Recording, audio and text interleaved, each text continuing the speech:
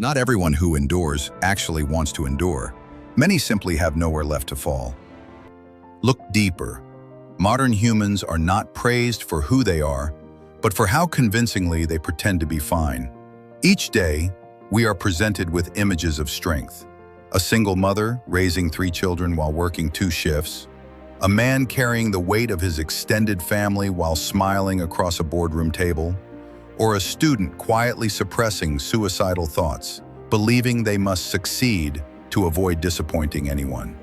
And the world calls them inspirational. But have you ever asked, what makes someone appear strong and who truly benefits from that strength? There is a vast difference between being strong by choice and being strong because weakness is not allowed. You can see this across history. Roman slaves who continued to labor with broken spines weren't resilient by nature. They simply understood. To collapse meant to die. That was not fortitude. It was survival instinct within a system that refused to acknowledge their humanity. We now live in a modern version of that system. Except today, slavery is wrapped in motivational slogans. We are told, never give up, don't be too emotional, stay productive, don't be weak. But no one explains why. No one dares ask, who is all this really for? What we often celebrate as strength is merely the result of coercion. A person working 16 hours a day is not fulfilling some sacred mission. They may simply have no choice. Those who smile amidst the ruins of their lives may do so only because they fear their sorrow would not be tolerated by the people around them. And gradually, this becomes a global pattern. Humans are forced to appear strong, not for freedom, but to preserve their position within a system that does not care who breaks inside of it. If you observe closely, modern resilience increasingly resembles a mask. The heavier the burden you carry, the deeper you must bury yourself. Look at the great figures we often call strong. Nietzsche himself, whose quotes you may recognize, did not write about strength and meaning from the heights of his life. He wrote them while his mind began unraveling under the weight of reality as he slowly sank into madness. What he knew, and what the world has forgotten, is this. True strength cannot be imposed from the outside. It can only grow from within, and only if one understands why they choose to keep existing. Without that why, a human being becomes nothing more than a mechanism, an old machine that keeps running, without knowing what it's running for. You can see this paradox in countless modern tragedies. How many people who appear strong, stable, successful, admired, suddenly vanish or are found dead by suicide? How is it possible that someone who seemed to have everything was in truth hollow? There is only one answer. Their strength was never their own. It was constructed through pressure, not through conscious will. Human beings are not designed to endlessly survive in the absence of meaning. We can endure hunger, poverty, and pain, and still keep going. But when meaning disappears, even the most comfortable life begins to feel like a prison without walls. And that is what's happening today.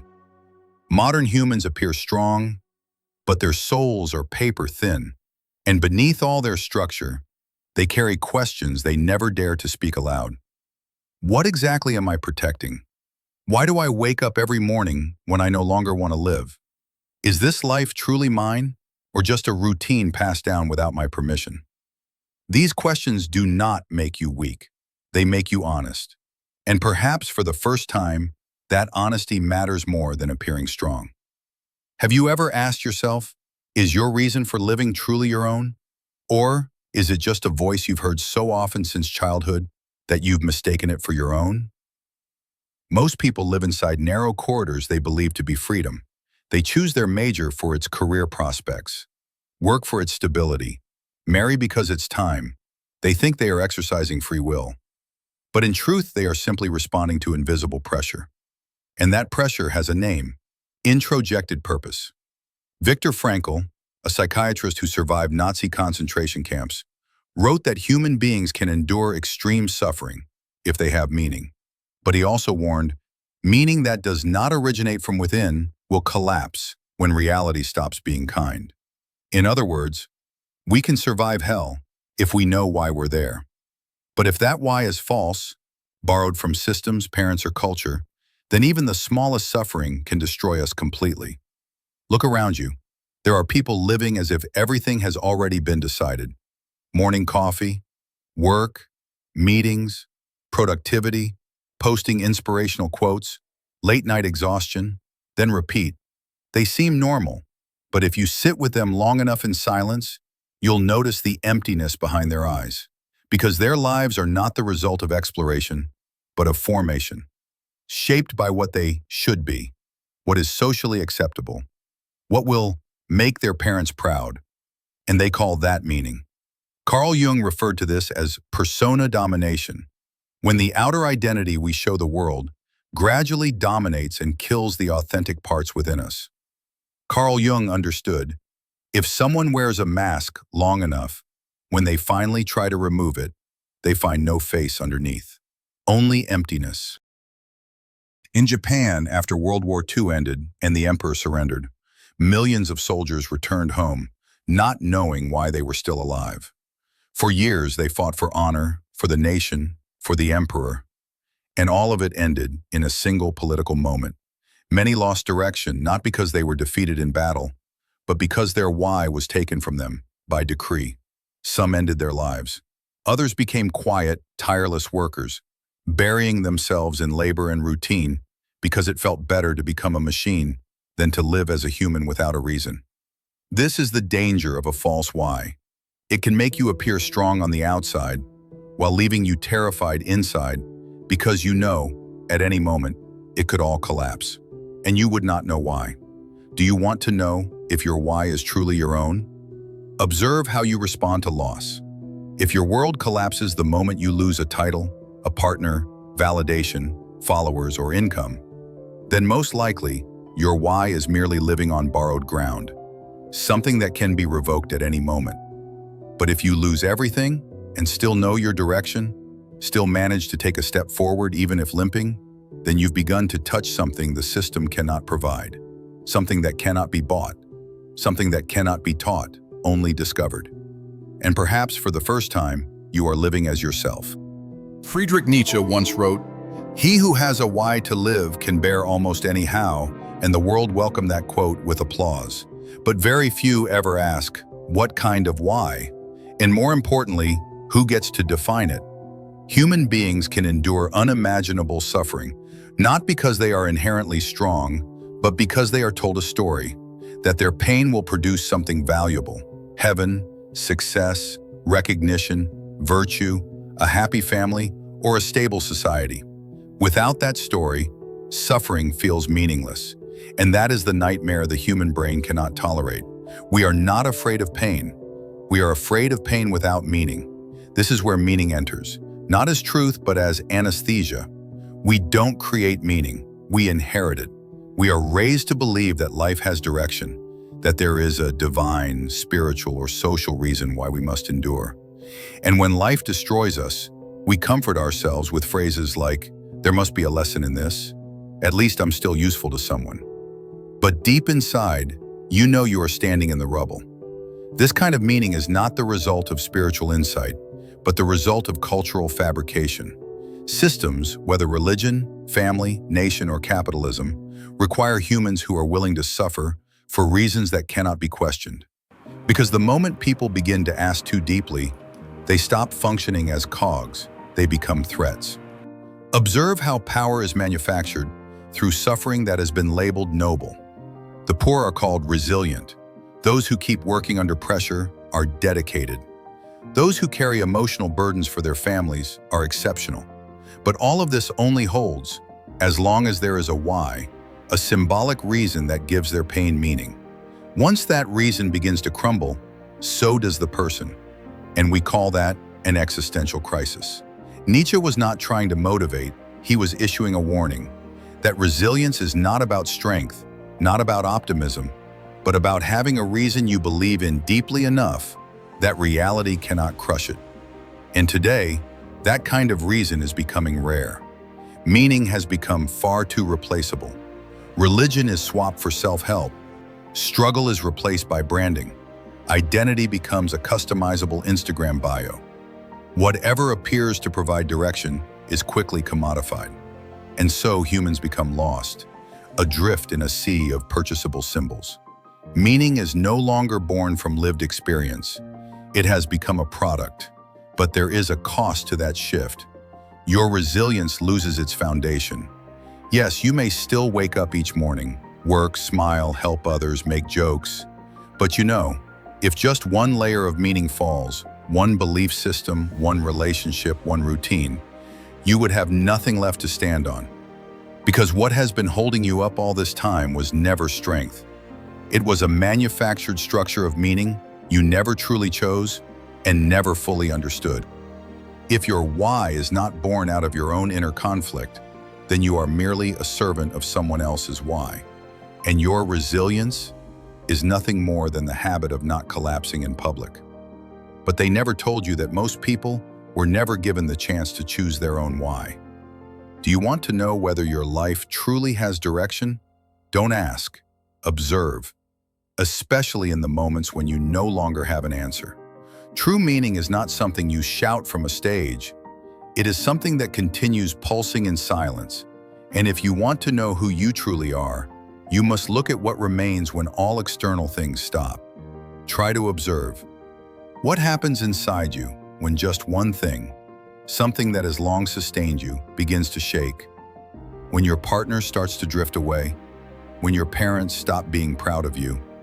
When your job no longer challenges you?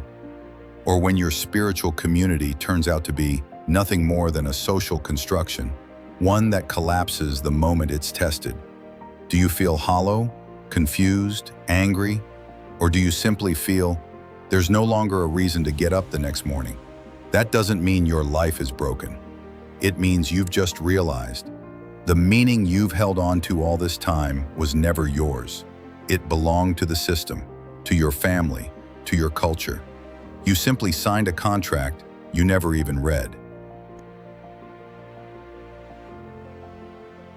Many believe the loss of meaning comes from massive trauma, death, divorce, economic collapse. But those are just triggers. The real loss of meaning happens in much quieter moments. When you wake up, see the morning sky, and realize that all the things which once excited you are now just routines you perform to keep yourself from falling apart. Meaning doesn't disappear. It disguises itself, and it does so with precision. It disguises itself as ambition, when in truth it's only escape. It disguises itself as love, when in truth it's fear of abandonment. It disguises itself as faith, when in truth it's ritual without awareness. It disguises itself as purpose, when in truth it's a refined way of avoiding the real question: do I truly want to be alive? You don't need to be a philosopher to see it. Just sit in silence for 5 minutes, without devices, without distraction, without anyone else, and observe what happens inside you. Do you become restless? Do you start thinking, I need to do something, this is a waste of time? That's not boredom. That is existential fear. The moment your usual false meanings can no longer muffle the voice that lives inside you. We live in a world full of diversions, but a diversion is not an escape. It is a prison. The more you divert your attention from the emptiness, the deeper you become trapped within it. And the most tragic part? You don't even realize you're trapped. Look at the great figures of history. The Buddha did not leave his palace because he was poor. He left because he realized no comfort in the world could answer a single haunting question. Why does suffering exist if this world is supposed to have meaning? That was not a spiritual statement.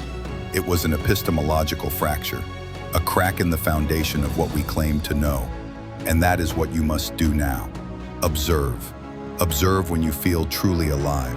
Observe when you feel hollow. Observe what you reach for when sadness begins to rise. Are you seeking meaning, or are you seeking distraction? True meaning does not come from victory. It emerges when you are defeated, and yet still choose to go on without lies.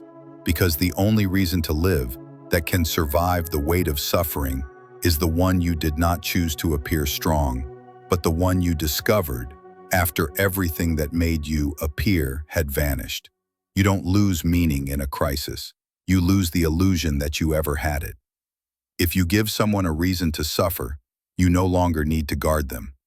That is the oldest secret in human history. It wasn't law. It wasn't military might.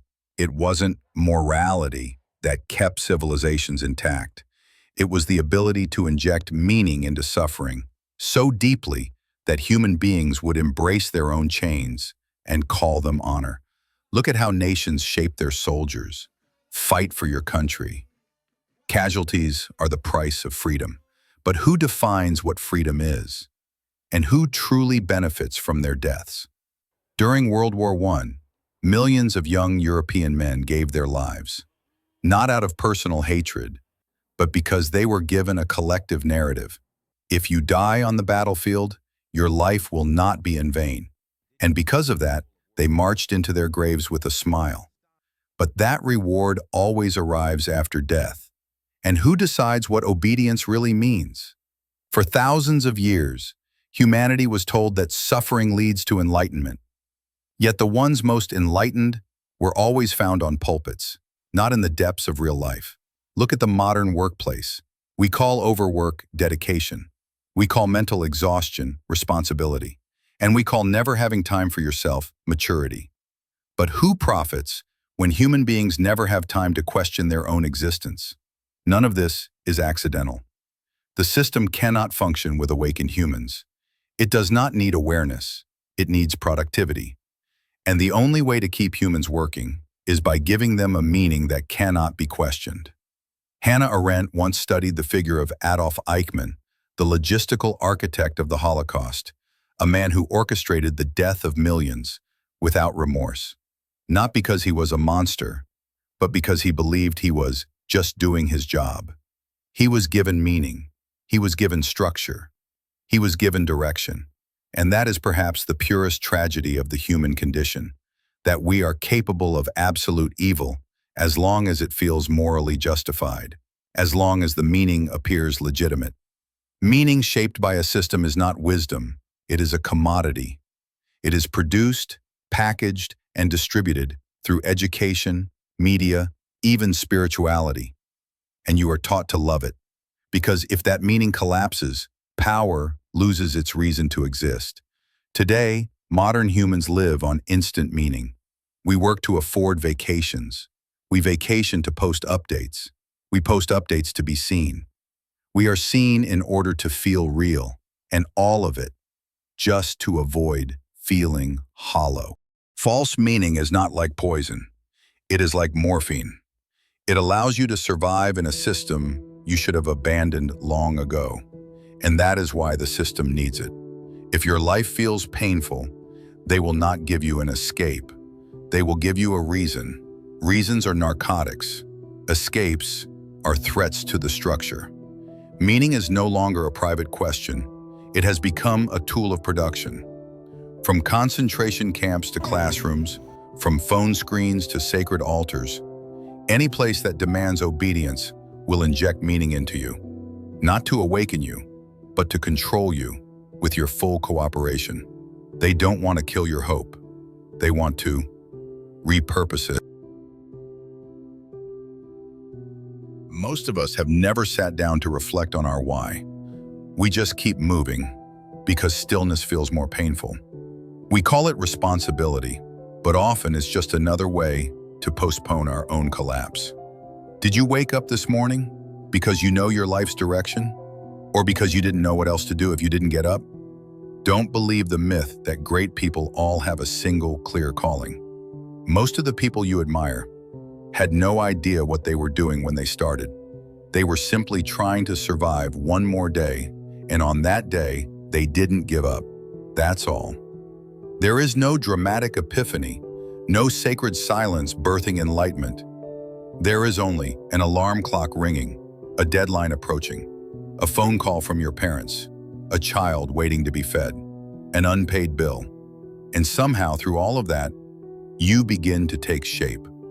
Not as a person of grand purpose, but as someone who realizes, if I stop now, I'll lose the only thing that still holds me upright. And that, whatever form it takes, becomes your why, not because it is noble, but because it survived when everything else collapsed. Meaning does not descend from the heavens. It is not found in retreats or scriptures or philosophy. Meaning is born the moment someone realizes that there is one small thing, something no one else cares about, that they still hold on to, because if they let it go, they know they will fall apart. Maybe it's writing. Maybe it's taking care of the parents who never once hugged you. Maybe it's a childhood promise to yourself that your child will never feel the same pain you did. Maybe it's love.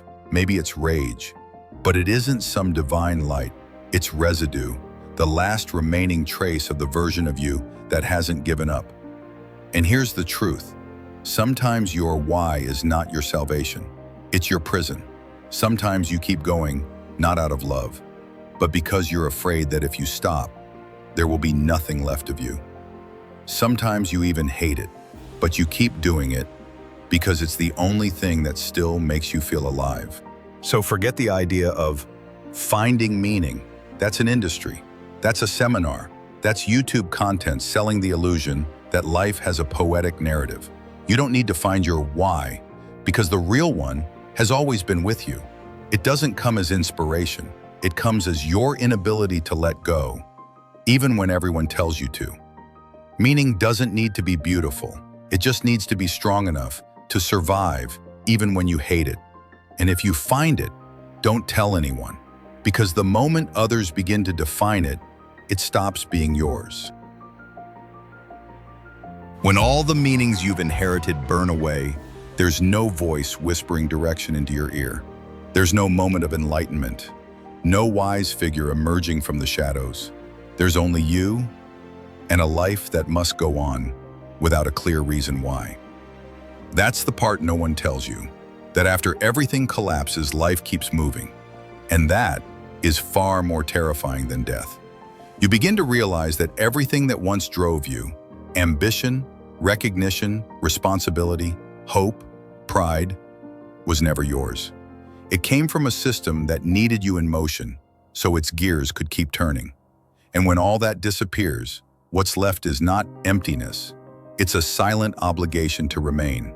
Wake up, eat, work, sleep, repeat, with not a single reason that makes any of it feel rational. People think an existential crisis is an explosion, but really, it's a kind of silence. Not a lack of passion, but the full realization that passion was manufactured, and you can't pretend to believe it anymore. You still smile, you still reply to messages, you still work, you still meet people, but inside, there is no one left. Not because you've lost your way, but because you've seen that every way was false. At this point, two things can happen. First, you return to the system. You pretend you never questioned anything. You pick the most socially acceptable form of meaning, family, career, community, and you live as if none of this ever happened. Second, you don't return. You no longer believe in anything, but you also feel no need to stop. You move forward, not because there's light at the end of the tunnel, but because stopping wouldn't explain anything either. And if you can stand in that place long enough, you begin to realize the absence of meaning does not mean the absence of life. There are still things to be done. Not because they're noble, not because they're important, but because they're the only things left unburned. And you don't explain them to anyone because they wouldn't understand.